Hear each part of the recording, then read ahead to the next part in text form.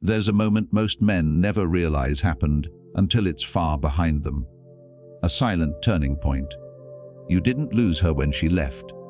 You lost her the moment she looked at you and didn't feel it anymore, that invisible shift, that flicker in her eyes, that breath she held before answering. You noticed it, didn't you? But you told yourself it was nothing. She's just tired. She's just stressed. You buried it under logic, under hope. But what if I told you that was the exact moment you became forgettable? You see, attraction doesn't die with words. It dies in silence, in the space between two replies, in the way her body started facing away from you even while she was smiling. Most men miss it because they're looking for signs they want to see. They ask the wrong questions. What did I do wrong? Did I say something? But the truth, it started long before that. It started when you stopped being a mystery, when you stopped holding a frame that made her feel something primal, something ancient. I'm not here to teach you how to be charming. I'm here to ask you something darker.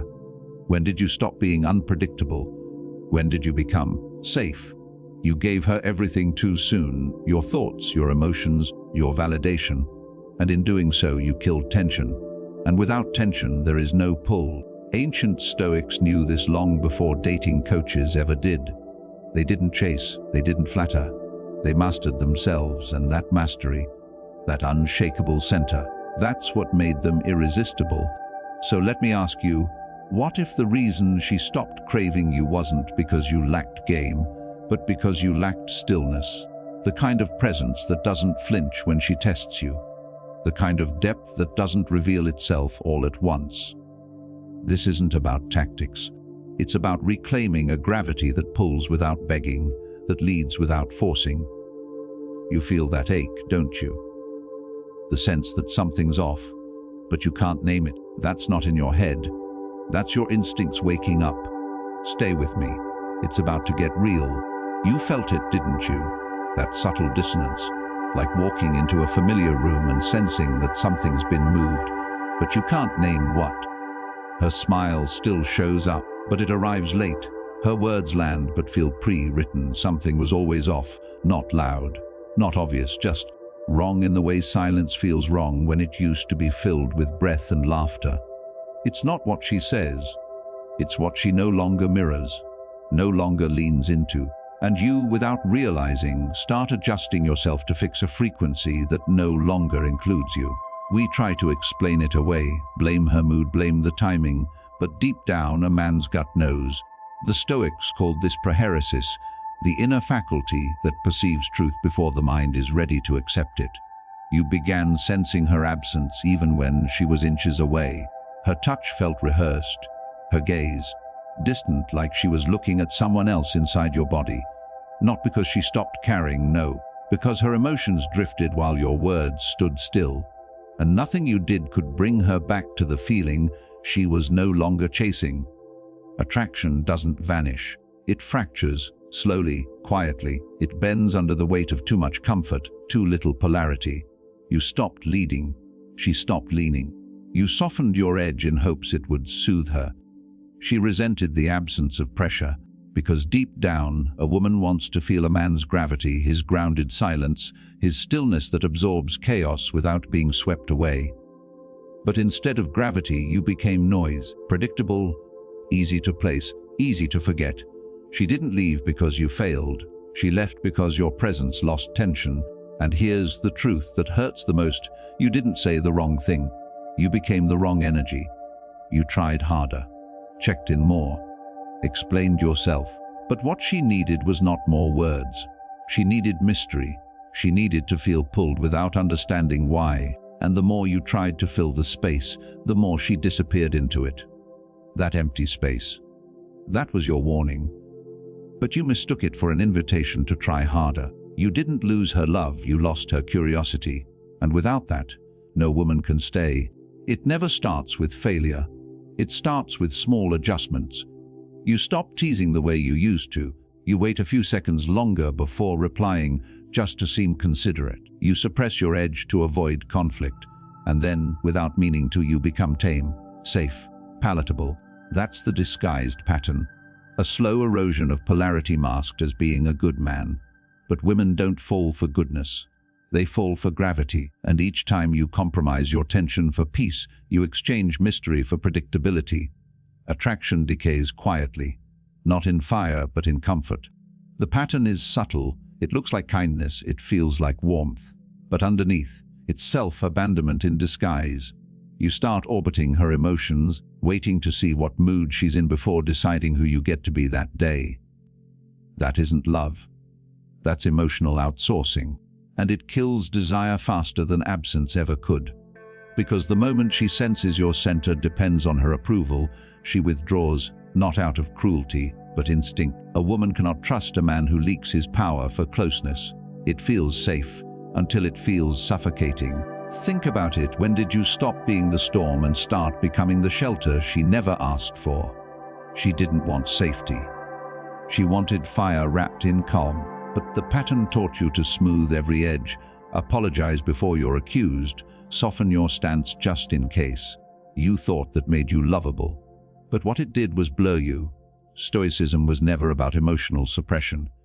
It was about holding tension, containing energy. You didn't need to be less intense. You needed to be less reactive. There's a difference, a dangerous one. So here's the uncomfortable question: are you being kind or are you being compliant? Are you showing up for her or slowly disappearing behind her expectations?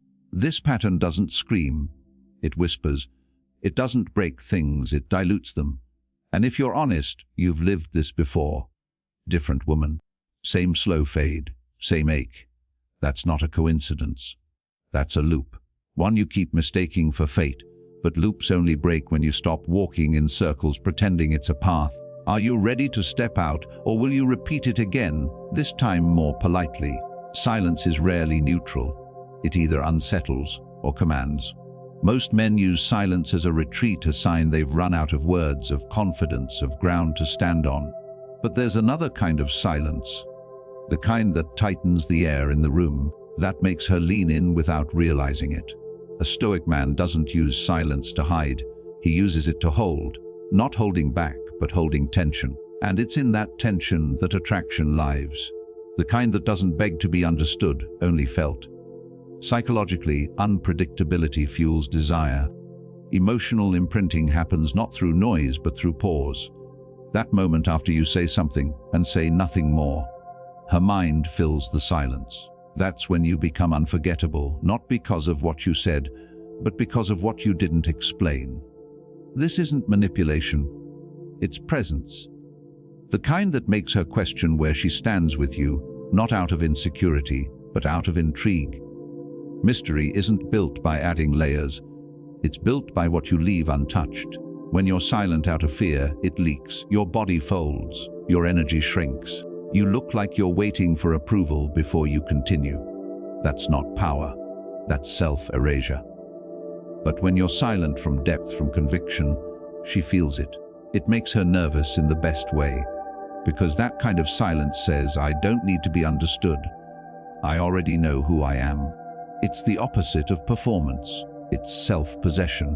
And for a woman tuned into energy, it's magnetic. You don't need to speak more to be remembered. You need to speak less, but with weight. Say one line, then disappear into silence. Watch how the room reacts.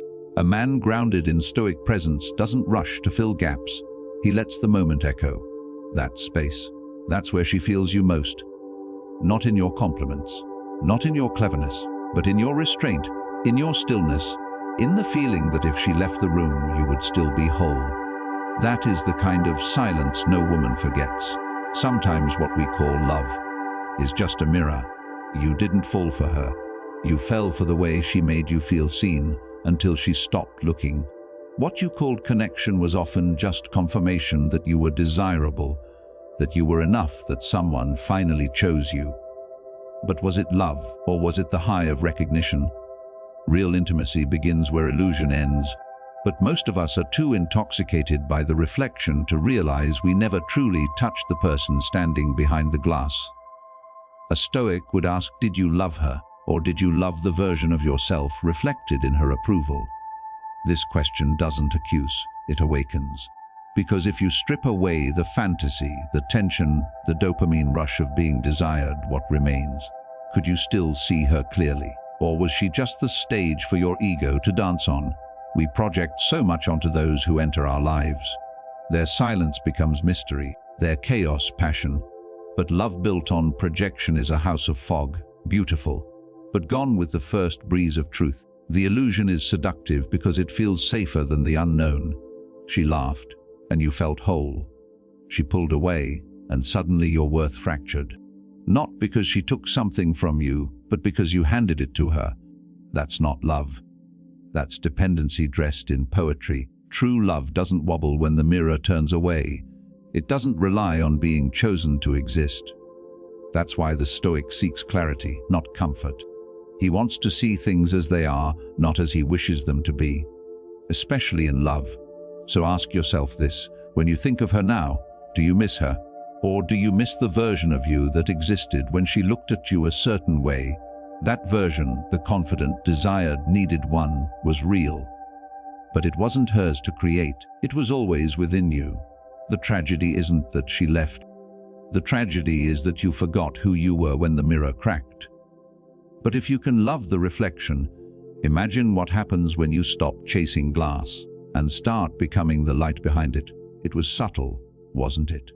You didn't fall to your knees, you didn't beg, but something shifted. Maybe it was the way you started waiting for her replies like a dog waits for crumbs. Maybe it was the moment you stopped challenging her opinions and started agreeing just to keep the peace. You thought you were being supportive, but beneath that was fear. The fear of losing something that never fully belonged to you. That was the moment you gave yourself away, not out of love, but out of self-doubt. It's not always loud. Sometimes it's a small silence after she pulls away and you chase instead of pausing. Sometimes it's over-explaining a joke she didn't laugh at, just to make her stay emotionally close. These tiny cracks she notices, not consciously, but something primal inside her does. Because now you're no longer leading the dance. You're waiting for cues. And when a man waits to be told he's enough, he stops being chosen. You didn't lose her then. You lost the energy that made her curious about you in the first place. What's wild is you thought you were loving her. But deep down, weren't you just trying to be enough for her to love you back? There's a difference. One is rooted in selfhood. The other is soaked in performance. And this is where the Stoic lens cuts through. Am I acting from virtue or from validation? Because when your sense of worth depends on her gaze, you stop seeing her clearly. You don't love her. You need her to confirm that you're lovable. And in that need, you abandon the very core that once drew her in. A man anchored in himself doesn't prove. He reveals. He doesn't chase closeness. He is closeness without bending. That's what you forgot. And it's okay. We've all been there. That slow unraveling of self beneath the illusion of love. But now ask yourself, not with shame but with honesty, were you really loving? Or just trying not to be left? Were you offering your truth or negotiating your place? The answers may sting, but they also set you free, because you can only reclaim what you first gave away by choice. What if I told you she wasn't the problem? That everything you've felt, every ache, every spiral, every late night search for meaning was never about her. It was about the mirror she unknowingly held up. A reflection not of her power over you, but of your forgotten grip on yourself. Marcus Aurelius wrote, "You have power over your mind, not outside events." But somewhere along the way, you gave that power to someone else's silence, someone else's mood. You thought you were reacting to love, but really, you were reacting to your own disconnection. Stoicism isn't about detachment, it's about direction. It's asking, am I living according to my values or just surviving according to my feelings? You see, emotion isn't the enemy, but when you treat it as truth, you hand it the wheel. That panic when she pulls away, that wasn't her controlling you. That was your own unexamined need whispering, without her attention, "Who am I?" Epictetus said. It's not what happens to you, but how you react to it that matters. And yet, how often do we surrender our composure to someone who never asked to hold it? Look deeper. Every moment you sought closure, begged for clarity, obsessed over her shift in energy, you weren't chasing her. You were chasing a version of yourself that only existed in her gaze. The Stoic mirror doesn't reflect blame. It reflects ownership. You weren't betrayed by her. You abandoned yourself in slow, quiet ways when you withheld truth to avoid discomfort, when you traded your peace for approval. And the cruel part, she might have never asked you to.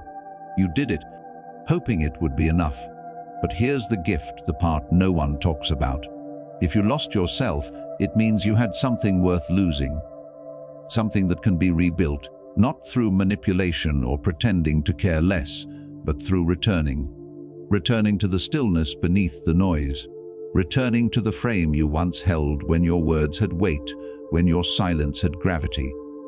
The Stoic path isn't about becoming untouchable. It's about becoming unshakable, not for her. For you, because when you are whole, no gaze defines you and no absence breaks you. Only then can you truly love. There was a night, you remember it, not because of what was said, but because of what wasn't. She turned away slightly. She answered with less warmth. You smiled, but inside something cracked, and instead of asking, "Is this the beginning of the end?" you stayed quiet. Not to protect her, but to protect yourself from the answer. That's how it begins. Not with betrayal, but with swallowed questions. The kind that echo longer than words, the kind that don't die, but live inside you, steering you in silence. What's dangerous isn't her silence, it's yours. The moments you felt off, but didn't pause. The moment your chest tightened, but you chose another joke instead. Because deep down, asking, "Does she still want me?" would force you to confront something more terrifying. Do I even want myself when I'm not being wanted? These questions sit quietly in the background, like shadows in the room, unaddressed, but present. And like all shadows, they grow longer the more you avoid the light. You think avoidance is strength, that swallowing doubt keeps the peace. But avoidance is just slow surrender. You don't bleed from the knife you see, you bleed from the one inside, left untouched. These questions you never ask, they don't fade. They shape how you text, how you speak, how you shrink in moments that demand presence. And eventually, they shape who you become. Epictetus warned, if you want to be free, don't wish for things to happen as you wish, but as they do. But how can you accept reality if you're afraid to name it? So here's the truth, the one we both know. It's not the unknown that destroys you. It's your refusal to confront what you already sense. You didn't need her to say she was drifting, you felt it. But you chose to stay silent, not out of wisdom, out of fear, and that silence, that's what kills. The silence between your instinct and your voice, between your truth and your tongue. The longer you ignore it, the louder it becomes, until you're not just losing her. You're losing yourself to the questions you never dared to ask. She pulls away just enough for you to notice. She replies slower. She laughs less. But then, she surprises you with affection, a look, a memory only the two of you share. You feel dizzy, unsure, was she drifting or just tired?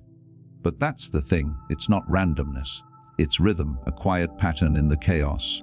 And while it feels like a game, it's not meant to manipulate, it's instinct. Unconscious, her way of asking, "Can you hold your center when I can't find mine?" Most men take the bait. They react, they chase the mood swing, try to solve it, fix it, decode it. But the man who breaks frame to restore hers always loses himself in the process. What she's really doing is watching. Not for answers, but for weight, for steadiness. In psychology, it's a form of boundary, testing a subconscious calibration. Not to punish you, but to feel your depth, to feel if your masculinity is performance, or if it holds when the script goes off track. Push-pull isn't cruelty, it's emotional sonar. She steps back, not to vanish, but to hear the echo, to feel what bounces back. Will it be panic? Insecure or calm, grounded silence? The Stoics knew this, that challenge is not chaos, it's a mirror. Marcus Aurelius wrote, "The obstacle is the way." And here, her resistance isn't rejection. It's the obstacle asking, can you stand here without reaching? Can you feel tension without begging it to resolve? When she tests you, she's not asking for you to chase. She's asking, can I trust this man to hold the space when I'm unsure of myself? That's what every test is, a hidden search for safety. And safety doesn't mean softness, it means structure. When she goes quiet, don't fill the silence. Be the presence that doesn't dissolve under pressure. The man she desires most isn't the one who says all the right things. It's the one who doesn't flinch when she forgets how to dance, because he never lost the rhythm. Reclaiming the frame isn't about raising your voice or walking away. It starts in silence, in the exact moment you don't react. When she pulls away, you don't chase. When she tests, you don't crumble. You simply remain, unmoved, not out of indifference, but out of clarity. Because now you understand her chaos isn't your invitation to perform. It's your opportunity to anchor, to show, without words, that your world doesn't tilt just because hers does. That's not coldness, that's leadership. Most men lose frame because they're addicted to approval. They mirror her moods, adapt their truth to her tension, hoping it will earn them peace. But peace bought through self-abandonment is never peace. It's quiet desperation. The Stoic man knows you can't control her reactions. You can only control your presence. Your frame isn't about dominance, it's about direction. A steady current beneath surface waves. And the moment you realize this, her storm stops dictating your sky. A man who holds frame isn't passive. He's deliberate. He knows when to speak and when to let silence carry weight. He doesn't explain his worth. He embodies it. That's the difference between reaction and intention. Reaction seeks reassurance. Intention moves from grounded values. Reclaiming the frame means redrawing the boundary between who you are and how you're treated. Not through threats, but through standards. When you respect your own space, she learns how to move within it or how to lose access to it. You don't need to be loved in the way you fantasized. You need to be respected in the way your truth demands. And that only happens when you stop negotiating your essence for temporary comfort. Stoicism isn't about being untouchable, it's about being unshakable. The moment you hold frame, not for her but for yourself, everything changes. She feels it. And whether she leans in or walks away, you remain. Not because you're proving anything, but because you finally remember who the hell you are. It doesn't hit like thunder. This kind of clarity arrives quiet, like morning light creeping across a floor you once paced through the night. You don't resent her anymore. You don't need her to come back and explain. Because now you see she wasn't your answer. She was the mirror, and the storm she brought. It wasn't to destroy you. It was to show you the places inside that had no roof, no roots. Like the Stoic oak, you learn to bend with the wind, not break because of it. All that tension, all that chasing, all that wondering if you were enough, it fades. Not because someone told you you're worthy, but because you stopped asking. There's power in that pause. The same pause you once feared now feels like home. Like the calm after the fight where you finally hear yourself breathing again. She tested your frame and left, but in the silence she gave you, something stronger grew. Not bitterness, not armor, just presence, quiet, grounded presence. You remember that flicker in her eyes, the one that started it all. Back then, it felt like a threat. Now it feels like a beginning, because you've changed the story. The invisible shift no longer terrifies you, it teaches you, and with it you realize she never had the power to define you. She only revealed the parts of you that were still waiting to be owned. And maybe that's what love sometimes is, a temporary mirror, meant to disappear the moment you finally see yourself. So now you sit, not waiting, not wanting, just aware. The ache has turned into quiet. The questions have turned into space.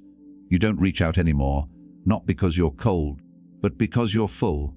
She may never understand the man you became after her absence. But that's okay. You weren't becoming him for her. You were returning to him for you. Like Epictetus said, freedom is the only worthy goal in life. And now you taste it, not in control over others, but in control over yourself. You remember who you were at the beginning, unsure, leaning forward, waiting for signs, reading silences like scripture. You weren't weak. You were just unaware. You mistook closeness for clarity. You chased answers instead of asking deeper questions. But each pause, each shift, each moment she pulled away. It was never just about her. It was life handing you a mirror, quietly asking, do you know who you are when no one's watching you? That question stayed, and it changed everything. You walked through discomfort, through the echo of unspoken questions, through the haze of projection and longing. You thought you were losing her. But what you lost was the illusion that love comes from being chosen. The truth. You don't need to be chosen. You need to be whole. And from that wholeness, love either deepens or disappears. Not because you force it, but because now you don't need to grip what was never meant to be held. This wasn't a video about tactics. It was a path inward. You saw how need can wear the mask of love. How silence, when feared, becomes torture, but when owned becomes power. You watched yourself soften, shrink, then finally rise, not louder, just steadier. And now you understand you don't need to change to be loved. You need to understand yourself so deeply that no moment, no person, no pull can make you forget your worth again. So if you're watching this and you feel something, it's not inspiration, it's remembrance. Of the man you were before the doubt, of the gravity you used to carry before you outsourced it for closeness. You're not broken. You were just uncentered. But now, you've returned, and with that return comes a stillness, a knowing. You no longer chase the flicker in her eyes. You become the firelight she has to adjust to, quiet, warm, and unmistakably yours. You've seen the loop now, how it begins in silence, grows in self-doubt, and ends in the quiet death of your presence. But here's the real question, will you walk into it again? Because if nothing shifts, if you leave this video the same man who pressed play, the pattern will return. Different face, same ache, and this time it won't feel like heartbreak, it'll feel like slow erosion. You'll disappear by degrees until one day you forget what it felt like to be rooted in yourself. You have a choice right now. Not dramatic, not loud, just honest. You can either pause here, reflect, journal, study, rewatch this, do something that interrupts the loop. Or you can scroll to the next distraction, forget everything you felt, and go back to searching for answers in the eyes of people who were never meant to hold your worth. Stoicism doesn't promise comfort, it offers clarity, and clarity always asks for action. Maybe this is the moment you start reading again. Maybe you join a space where men speak from stillness, not performance. Maybe you go watch the next video that unpacks what to do when the mask falls, because it always does. But whatever you choose, let it be a decision that respects the man you're becoming. Because doing nothing isn't neutral, it's consent. Consent to repeat. Consent to forget everything you just remembered. You don't need more advice. You need alignment. And that starts with one act, choosing not to betray yourself again. Not for her, not for approval, not even for love. Especially not for love. The next chapter doesn't need noise, it needs weight. If you're ready for it, you already know where to go. But if you walk away, walk knowing this, the loop doesn't end until you do. So choose, act, or repeat. When this video ends, don't rush to fill the silence. Let it stay for a moment. Let the quiet ask you things you've avoided. Because real change doesn't happen in the noise of motivation, it happens in the stillness that follows. That's your challenge. Sit with yourself for 5 minutes. No phone, no music, just you, your breath, and the echoes of what this brought up in you. Can you do that? Can you face the part of you that always looks away first? The Stoics believed the hardest work is invisible. It's not in the words you say, it's in the pauses you dare to hold. So here's a question. Can you hold your own gaze in the mirror without flinching? Not to judge, not to fix, just to witness. No masks, no performance. Just the weight of who you are when no one's watching. That is the man you must return to over and over until he no longer feels like a stranger. There's a journal on your shelf you haven't touched in weeks. Open it tonight. Don't write what happened today. Write what you've been avoiding to feel. Write the sentence you don't want to finish. Marcus Aurelius wrote his meditations never intending for them to be read. They were reminders to himself to hold the line when no one was clapping. That's the kind of man you are building now. Quiet, rooted, relentless in his honesty. This isn't the end of the conversation. It's the beginning of your silence. The kind that holds weight, the kind that builds gravity. Don't rush to break it. Let it shape you. The challenge isn't to do more, it's to become more still, to act less from fear, more from clarity. So go not to chase, not to fix, just to return. And the next time someone tests your presence, you won't need words. You'll already be there. Do you remember that flicker in her eyes, the one that made your chest tighten, the one that whispered something had shifted? Back then, it felt like the beginning of loss. Now you see it differently. It wasn't a warning, it was an invitation, not to chase her, but to return to yourself. What changed wasn't her, it was your relationship with the silence she left behind. And maybe that's what all endings are. A disguised return to the origin of your becoming. You thought the pain started when she grew distant, but now you know the H began the moment you stopped trusting your own center. That moment in phase 1, when something felt off and you smiled anyway, it wasn't weakness. It was the start of your awakening. Because the man you are now would pause, would feel, would hold frame. And that's the proof that you've already become what you were looking for. Or maybe you're not done.